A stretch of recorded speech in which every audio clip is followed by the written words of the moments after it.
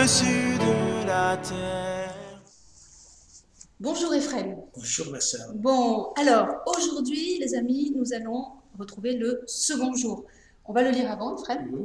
Voilà, donc dans vos Bibles, Genèse 1, 6. Dieu dit qu'il y ait une voûte au milieu des eaux et qu'elle sépare les eaux d'avec les eaux. Et il en fut ainsi.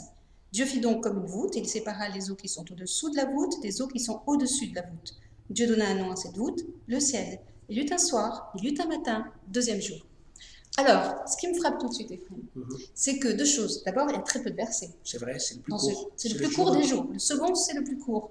Et aussi, il n'est pas marqué que Dieu vit que cela était beau, bon. C'est pas noté. C'est vrai, c'est vrai. Et c'est étonnant, je me suis toujours posé cette question. Oui. De savoir pourquoi le mot beau, en araméen, shafir, Oui. n'apparaît pas. Oui. C'est logique qu'il n'apparaisse pas. Pourquoi c'est logique? Il aurait apparu, c'est pas logique.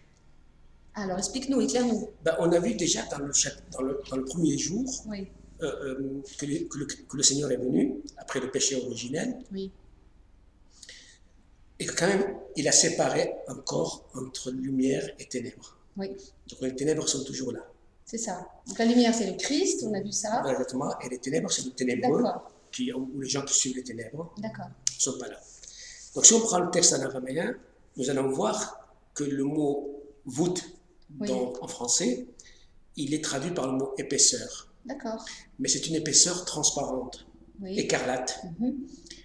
Et donc Dieu a commandé qu'il y ait une épaisseur au milieu des eaux et qu'elle s'étende entre eau et eau.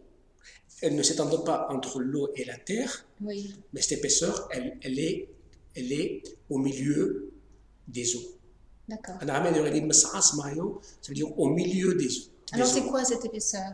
Alors, cette épaisseur, nous allons voir que c'est quelque chose dans lequel il y a Dieu aussi, Oui. à travers les trois personnes de la Sainte Trinité, Oui. parce qu'on dit dans notre Père qui Oui. est aux cieux, Oui. et il appelle l'épaisseur cieux. Oui. Cette épaisseur, c'est une combinaison entre nos prières, les prières Oui. des eaux d'en bas, Oui. et les prières des eaux d'en haut. Donc, on pourrait dire de ceux qui sont baptisés du bas et ceux qui sont baptisés du haut? Oui, non, les baptisés tout court, Les baptisés, oui. mais ceux qui sont au-dessus de l'épaisseur, Ouais. et ceux qui sont au-dessous de l'épaisseur. D'accord. Alors qu'est-ce qu'ils font au-dessus de l'épaisseur, Ouais. et qu'est-ce qu'ils font au-dessus de l'épaisseur? Oui. Il faut savoir que notre vue humaine, elle est pas très longue, Oui. elle est courte. Oui. À un moment donné, on dit il est monté au ciel. Oui. Donc il est monté au-dessus de l'épaisseur. Oui. Donc les enfants de Bethléem, Oui. ils sont montés au-dessus de l'épaisseur. Saint-Étienne, le premier martyr, Oui. est monté au-dessus de l'épaisseur. Oui. Qu'est-ce qu'il fait là-bas? Ben, il prie. Oui. Il prie Ils intercèdent. pour ceux qui sont encore dans la lutte, dans les combats. Oui. Parce que Saint Paul a dit, c'est avec des combats immenses qu'il est convenable de rentrer au royaume des cieux. Donc il y a encore le combat. Ben, il faut que les prières d'en haut nous aident, nous en bas, à affronter ces combats. Mais, donc cette épaisseur, oui. elle est comme un amas, pas de matière, Oui. qui se forme par les prières des baptisés d'en haut, qui sont déjà au ciel, et des sanctifiés en bas, qui sont pour accéder au ciel. Parce qu'il y a aussi nos prières qui montent. Évidemment. Et donc qui épaississent cette épaisseur. Exactement. Exactement. D'ailleurs, au troisième jour, on va voir à quoi servent les prières d'en bas et les prières d'en haut. Et donc, ce que je voudrais vous dire, c'est que Dieu ne trouve pas ça beau, parce que justement, l'accueil du béni de Jésus ne s'est pas fait uniquement dans la joie. Une partie de l'humanité a provoqué quand même le massacre des innocents avec les haines, ce qui fait que Dieu ne trouve pas ça beau. Que des humains deviennent assassins, qui ne s'arrêtent pas. Malgré l'arrivée du Messie, là où on aurait dû accueillir le Messie, toute l'humanité par des louanges, par des alléluia, par des bénis soit celui qui vient entendre notre Seigneur, mais toute l'humanité aurait dû le faire, parce qu'il vient nous sauver. Il y a le salut, mais il y a encore la souffrance. Et c'est l'ingratitude. Et Dieu n'aime pas l'ingratitude. Dieu ne peut pas agréer l'ingratitude.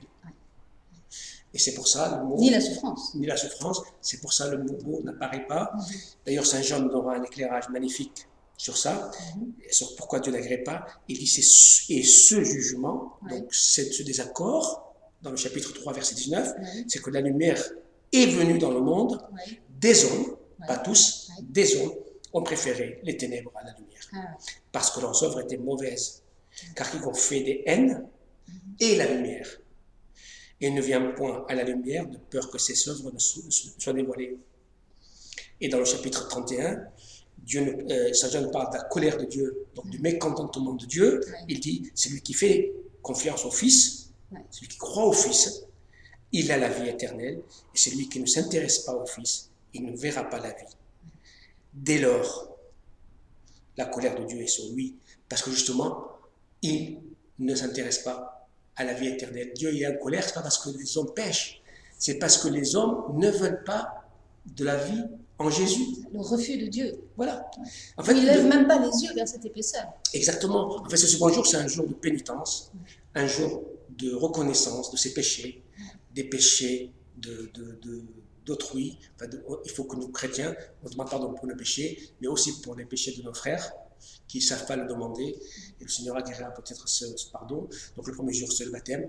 Le second jour, c'est la confession, le sacrement de la confession et de la pénitence. La réconciliation avec Dieu. Avec Dieu. Donc comme toute l'humanité ne le fait pas, Dieu est neutre.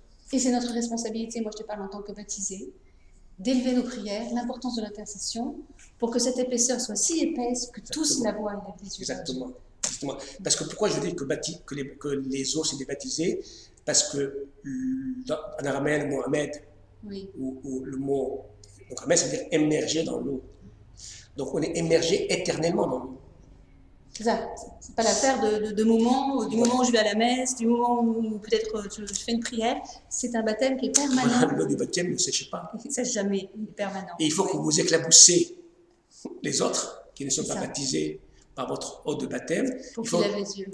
Et quand il y a des souffrances autour de vous, quand il y a de la maltraitance, ou même des insultes dans la rue, qui vous insultent, ou des insultes ou des cris entre eux, vous utilisez la puissance du sacrement de votre baptême Amen. pour bénir les personnes qui Amen. sont là, et vous verrez des miracles.